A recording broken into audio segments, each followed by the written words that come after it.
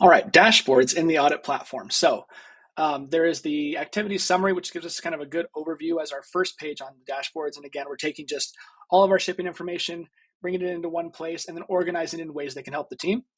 So up here with our overview, we can just see, for this previous month or, whatever we set here. So we can do it by carrier. We can do a specific invoice date, and specific accounts, specific currencies. So you can drill this down to be very specific or just more broad here, and we can see what our total shipping cost was for this time period, what our average cost per pound was, what our average business days to pick up, what are the average cost per package. All of these just able to be displayed here.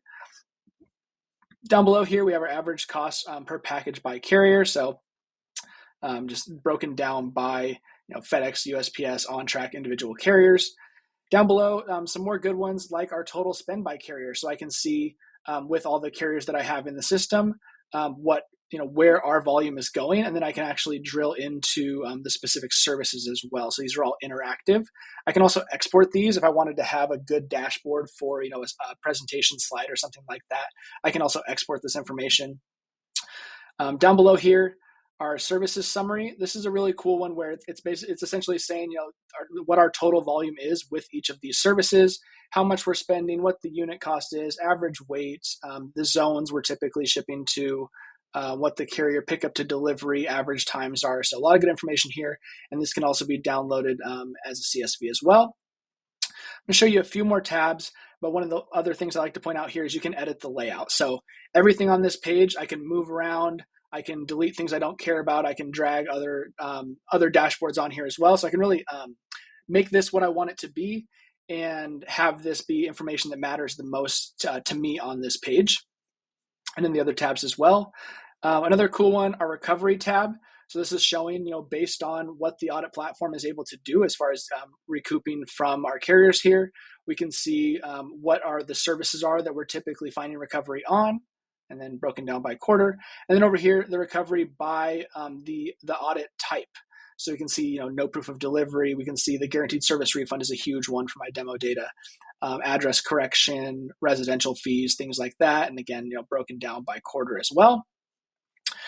Down here, our recovery time by service. So this is great just to break it out month by month, kind of where we're seeing the most action with our recovery.